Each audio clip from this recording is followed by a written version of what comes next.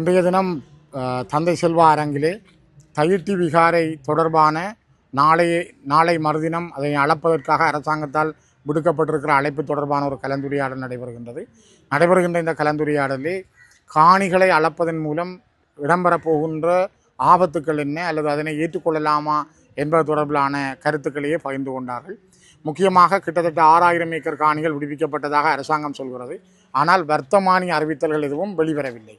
குறிப்பாக இலங்கையினுடைய உயர் பாதுகாப்பு வலயத்துக்குள் இருக்கிற காணிகள் விடுவிக்கப்பட்டது என்று சொல்லப்பட்டாலும் அதற்கான ஒரு வர்த்தமானி அறிவித்தல் இதுவரை வெளிவரவில்லை. அரசாங்க அதிபர் அல்லது அரசு அதிகாரிகளுக்கு கொடுக்கப்பட்டிருக்கிற அதிகார எல்லைக்குள் அவர்கள் இந்த காணியை அளந்து வழங்கப் போவதாக சொல்லுகிறார்கள்.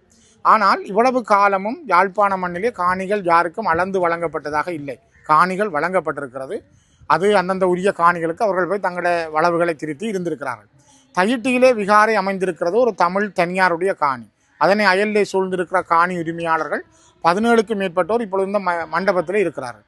அவை அவருடைய காணிகளில் அவர்கள் போய் இருப்பதற்கான அனுமதியை கொடுத்தாலே அதனை பிறகு அளக்க வேண்டுமா இல்லையா என்பதை தீர்மானிக்கலாம். நான் நினைக்கிறேன் எங்களுடைய சில சந்தேகங்கள் இந்த காணிகள் அளக்கப்பட்ட பிற்பாடு இதனை சுவீகரிப்பதா அல்லது அவர்களுக்கு கொடுக்க விடாமல் தடுப்பதற்கான வழிமுறைகள் எதுவும் இருக்குமா அல்லது இதனை நீண்ட காலம் இழுத்துச் செல்வதற்கு அரசாங்கம் முனைப்பு காட்டுகிறதா போன்ற சந்தேகங்கள் உண்டு. இருந்தாலும் அது பற்றிய தொடர் கரிசனை கொண்ட கருத்துக்கள் பரிமாறப்படுகின்றன. நாங்களும் எங்களுடைய கருத்துக்களை பரிமாறி இருக்கிறோம். தொடர்ச்சியாக அதற்கான எங்களுடைய ஆதரவுகளை நாங்கள் வழங்குவோம். வடுக்குநாரிமலை ஆதிங்கேஸ்வரர் ஆலயம் பௌத்த மதத்துக்குரிய புத்த சாசன அமைச்சர் சினீசன் தெரிவித்திருந்தார். அதனால் இங்கே இருக்கக்கூடிய அமைச்சர் சந்திரசேகர் அவர்கள் மறுத்திருந்தார். சிலர் பண்டு முருகன் மாதிரி பேசி கொண்டிருப்பார்கள். நாங்கள் அப்படி சொல்ல இயலாது. ஏனென்றால் ஒரு தெளிவான கருத்தை சொல்ல வேணும். அரசாங்கத்தினுடைய அமைச்சரவை அமைச்சர் ஒருவர் சொல்லுகிறார், இது வடுக்குநாரி மலை என்பது அரசாங்கம் சுவீகரிக்கப் போகிறது என்று ஒரு இறுக்கமான தமிழ் மக்களை நோக்கி ஒரு இனவாதத்தோடான கருத்தை அவர் முன்வைத்திருக்கிறார். ஆனால் அதனையே இன்னொரு அமைச்சரவையைச் சேர்ந்த அமைச்சர் சொல்லுகிறார் இல்லை என்று சொல்கிறார். அதனை அவர்கள் தெளிவாக சொல்ல வேண்டும். அளக்கவில்லையா, தாங்கள் அளந்திருக்கிறோமா இல்லையா? இதுதான் குருந்தூர் மலையிலும் நீதிமன்ற கட்டளை இருந்தது. இலங்கையினுடைய நீதிமன்ற பிரகாரம் நீதிமன்ற கட்டளையை மீறி குருந்தூர் மலையிலே விகாரை கட்டப்பட்டது. அப்படி என்றால் அமைச்சர்கள் சொல்லுவதெல்லாம் இங்கு நடைபெறுகிறதா இல்லையா என்பதை அவர்கள் தான் முதல் வெளிப்படையாக சொல்ல வேண்டும். நான் முதலே கூறியது போல கருத்துக்களை மிக தெளிவாக மக்களிடம் சொல்ல வேண்டும், உண்மையை சொல்ல வேண்டும், அறத்தை சொல்ல வேண்டும். நாங்கள் இப்பொழுது அரசியல் செய்வதற்காக ஏமாற்று கருத்துக்களை யார் சொன்னாலும் மக்கள் நான் நினைக்கிறேன் விரைவிலே அவர்களுக்கு பதிலே வழங்குவார்கள். அளந்தால் 6000 ஏக்கர் கிட்ட விடுவித்ததாக ஐசி போலீஸ் விடுவிக்கப்பட்டதாகவும் ஆனால் அது வர்த்தமானி அறிவித்தல் வரையில்லை. தாங்கள் அளக்க வேணும், அளந்துதான் கொடுக்க வேணும் என்று சொல்றது கடந்த காலங்களில் இப்படி அளந்து கொடுத்ததாக இல்லை. விடுவிக்கப்பட்ட இடங்கள் இல்லை. ஏன் இதை மட்டும் அளக்க வேணும் என்று ஆராய்கிற பொழுது இல்லை, அது பிரச்சனைக்குரிய இடமா இருக்கிறதால அதிகாரிகள் மட்டத்திலே நாங்கள் சொல்லிடாதானே விகாரியை உடையுங்கள் என்று அல்லது எங்களால் அப்படி கட்டளை பிறப்பிக்க இயலாது. அதனால நாங்கள் தந்திரோபாயமாக எப்படி காணியை விடுவிக்கலாம் என்று பார்க்கிறோம் என்ற கருத்துக்களை அவர்கள் வைக்கிறார்கள். நான் நினைக்கிறேன் இது ஒரு சரியான சட்ட ரீதியான ஆலோசனையை பெற்றுத்தான் அளக்கிறதுக்கு விடுறதா இல்லையாண்ட முடிவுக்கு வர வேண்டும். மிக முக்கியமா அளந்து சில வேளை திரும்ப நாங்கள் அந்த இடத்துக்கு போக முடியவில்லை என்றால் அது இன்னும் ஆபத்தானதாக மாறும். அல்லது காணி உரிமையாளர்கள் தானே போராட்டம் நடத்துகிறார்கள்.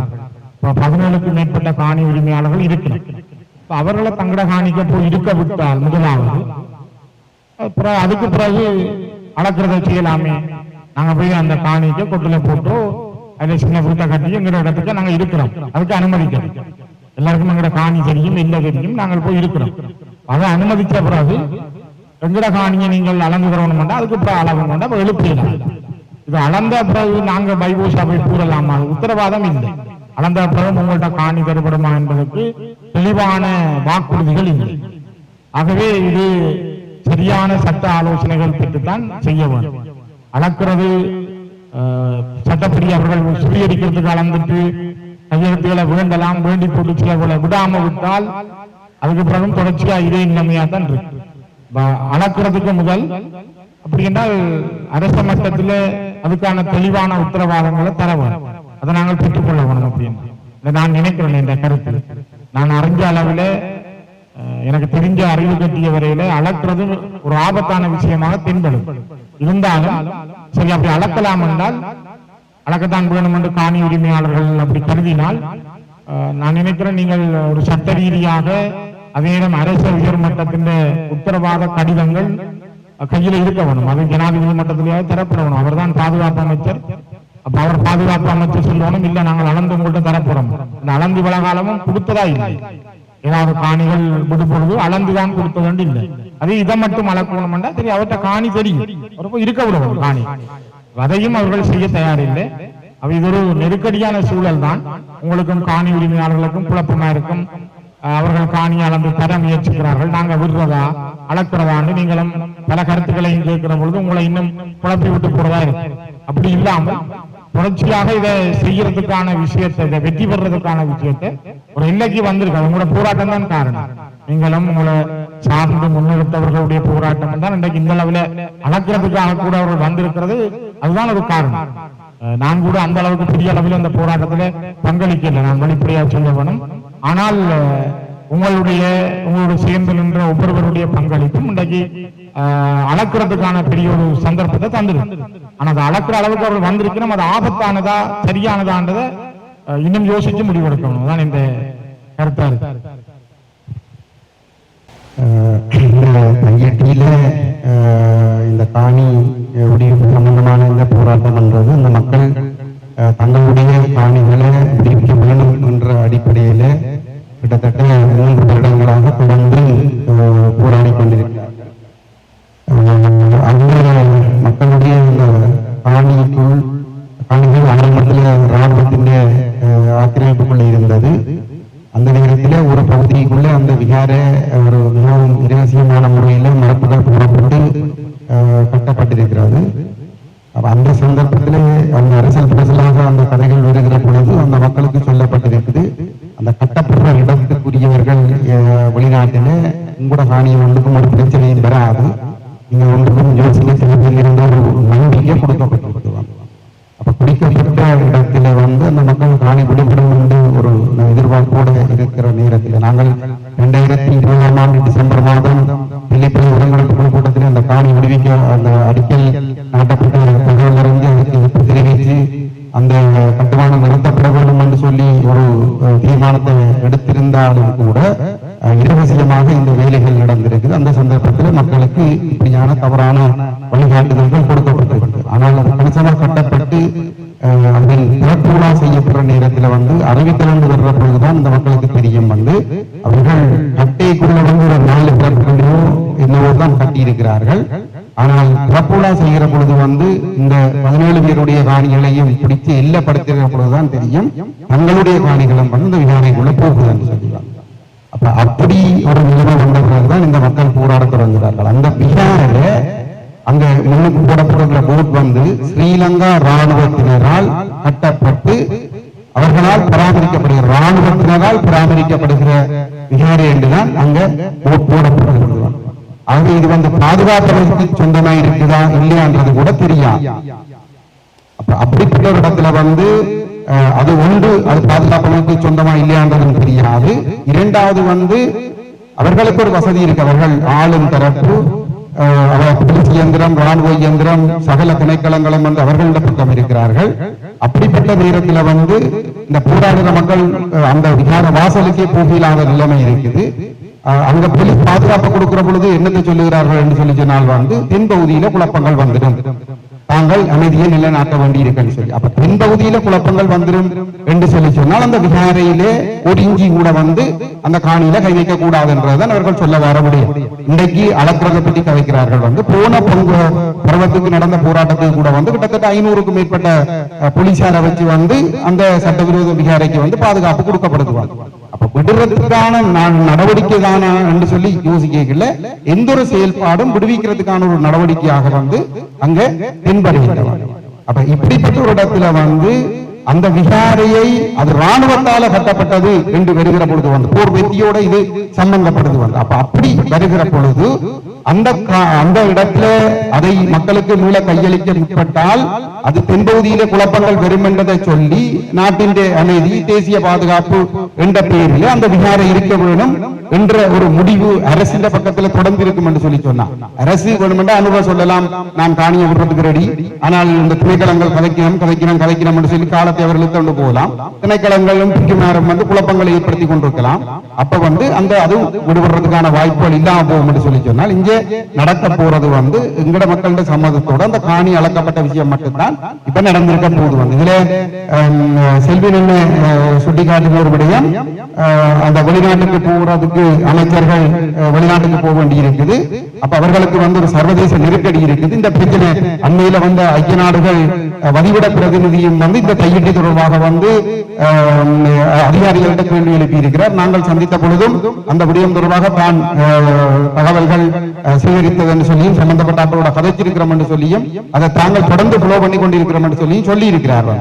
அப்ப அப்படிப்பட்ட ஒரு இடத்துல இவர்களுக்கு ஒரு கடுமையான ஒரு அழுத்தம் ஒன்று இருந்து கொண்டிருக்கிறது. அந்த அழுத்தம் இருக்கிற காரணத்தால தாங்கள் இந்த பிரச்சனையை தீர்க்கிறதுக்கு ஏதோ ஒரு ஆக்கப்பூர்வமா நடவடிக்கை எடுக்கிறதாக காட்டிக்கொள்ள வேண்டிய ஒரு நிர்பந்தத்துல அவர்கள் அவசரமா கூப்பிட்டு இந்த விடயத்தை இந்த காணி உரிமையாளர்களோட கழிச்சிருக்கிறார்கள்.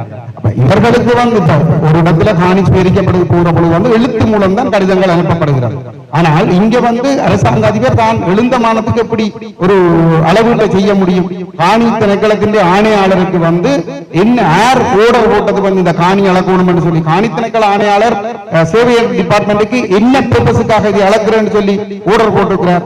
ஜிஏ இந்த காணியை கொடுக்கறதுக்கு இந்த காணியை அளவுங்கள் என்று சொல்லி அந்த காணி ஆணையாளர் நாயத்துக்கு எழுத்து மூலம் ஒரு ஓடர் போட்டிருக்கிறாரா? அல்லது டெலிபோன்ல சந்திரசேகரன் சொன்ன உடனே காணி ஆணையாளர் அளக்கலாமா? அது செல்லுதான் சொல்லுவோம். அப்ப இந்த பல கேள்விகள் இருக்கு. அப்ப எழுத்து மூலம் ஒரு ஓடர் போடப்பட்டிருக்கு என்றால் அந்த என்ன பர்பஸுக்காக அந்த ஓடர் போடப்பட்டிருக்குது என்றது தொடர்பாக அந்த கடிதத்தை அதை வெளிப்படுத்தட்டும். நாங்கள் எங்களுக்கு இதுல நம்பிக்கை இல்லை. இந்த காணிகளை இவர்கள் கொடுக்கிறதுக்கு தான் அளக்க முற்படுகிறார்கள் என்றதில் எங்களுக்கு நம்பிக்கை இல்லை.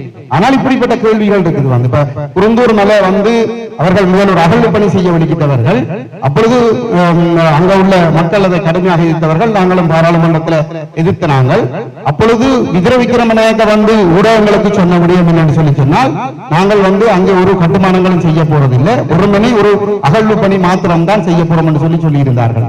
ஆனால் அதுக்கு பின்னால ஒரு பெரிய ஒரு விகாரியை கட்டி முடிக்கப்பட்டிருக்கிறது.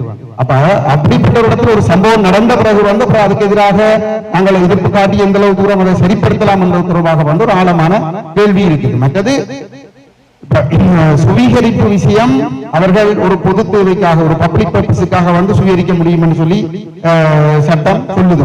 அப்ப அந்த இடத்துல இந்த இது ராணுவத்தால் கட்டப்பட்ட விகாரியாக இருக்கிற பொழுது அதை அவர்கள் ஒரு இனங்களுக்கு இடையில குழப்பம் வரக்கூடாது என்று சொல்லி ஏதோ ஒரு வகையில ஒரு பொது தேவையாக காட்டி இன நல்லிணக்கத்துக்கான இடமாக காட்டி அதுக்கு சுவீகரிக்கிறதுக்கான ஒரு சூழலை எதிர்காலத்தில் அவர்கள் உருவாக்கலாம். இந்த 3 வருட போராட்டங்கள் இல்லைன்னு சொல்லிச்சுன்னா இன்றைக்கு அந்த கையெட்டியில அந்த விகார காணி மட்டும் இல்ல அந்த பிரதான வீதியிலிருந்து கடற்கரை வீதியிலிருந்து இந்த விகாரடிக்கு வார பக்கத்துல கசனம் குடியிருக்க முடியாத அளவுக்கு வெளியேறி போயிருப்பார்கள். அந்த அளவுக்கு அந்த தென்னிலங்கையிலிருந்து வரக்கூடிய ஆக்கிரமிப்புகளும் அவர்களுடைய வாகனங்கள் தரிக்கிறது உள்ளிட்ட பல்வேறுபட்ட வேலைகள் அங்கே சகலம் அவர்கள் அந்த விசாரணை நடக்கிற நேரம் அல்ல புசன் நடக்கிற நேரத்தில் அந்த மக்கள் அந்த ஊரை விட்டு வெளியில போய் இருந்து போட்டு வருவோம் என்ற அளவுக்கு தான் அங்கே கடுபிடிகள் இருக்கிறது.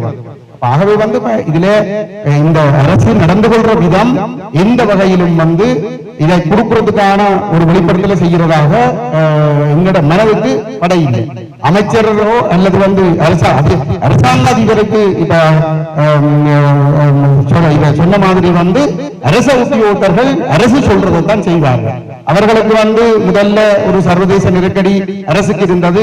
இந்த மக்களோட காணிகளை மீளளிக்கணும் என்ற நெருக்கடி இருக்கிற பொழுது அவர்கள் அரசாங்கம் அரசு சொல்லுது நீங்கள் காணிகளை விடுவிக்கக்கூடிய நடவடிக்கை எடுங்கொண்டு சொல்லிகள் அந்த வேலையில அவர்கள் அர்ப்பணிப்போட விடுபட்டார்கள் அந்த அரச உத்தியோகத்தர்கள். ஏனென்றால் அவர்களுக்கு விருப்பம் இருக்கு மக்களுக்காக செய்யணும் என்று சொல்லுவார்.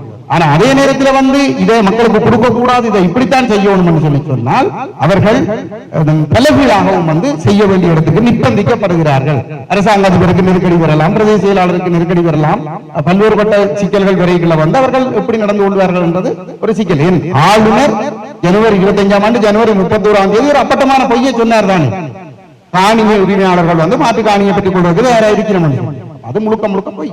அப்ப அப்படிப்பட்ட ஒரு இடத்துல வந்து இந்த ராணுவத்தால கட்டப்பட்ட ஒரு விகாரியாக இது இருக்கிற காரணத்தாலும், இன்னமும் அந்த பிக்கு உள்ள கட்டுப்பாட்டுக்குள்ள அந்த பிரதேசங்களும் இருக்கிற காரணத்தாலும், அந்த பகுதிக்கு தொடர்ந்து போலீஸ் பாதுகாப்பு கொடுக்கப்பட்டுக் கொண்டிருக்கிற காரணத்தாலும், தொடர்ந்து போலீசார் நீதிமன்றத்தில் பொய் வழக்குகளை போட்டு நெருக்கடிகளை கொடுத்துக் கொண்டிருக்கிற ஒரு நிலையிலும் இந்த செயல்பாடுகள் எதுவும் வந்து காணிகளை விடுவிப்பதற்கு ஒரு உத்தரவாதத்தை விடுவிப்பதற்கான ஒரு நடவடிக்கையாக வந்து படையில்லை. இதுல பாராளுமன்ற உறுப்பினர் ஸ்ரீதரன் அவர்கள் குறிப்பிட்டது போல இது ஒரு நம்பக்கூடிய ஒரு விஷயம் இல்லை. அதுக்கான உறுதிப்பாடுகள் சரியான இடங்களில் இருந்தவர்கள் முறைப்படி எழுத்து மூல ஆவணங்களை வெளியிடுகிற சந்தர்ப்பத்தில் நாங்கள் சொல்லலாம் மக்களுக்கு வந்து நீங்கள் அந்த முயற்சியை செய்து பாருங்கள் சொல்லி. ஆனால் அப்படி ஒரு உத்தரவாதம் இல்லாத ஒரு இடத்துல, குறிப்பாக இந்த எனக்கு தெரிஞ்ச வரைக்கும் வந்து அளவீடு செய்யறதுக்கு இப்ப சரத் 24ஆம் ஆண்டு பிப்ரவரி மாதம் வெளிகாமம் வடக்கு தெல்லிப்பள பிரதேச செயலர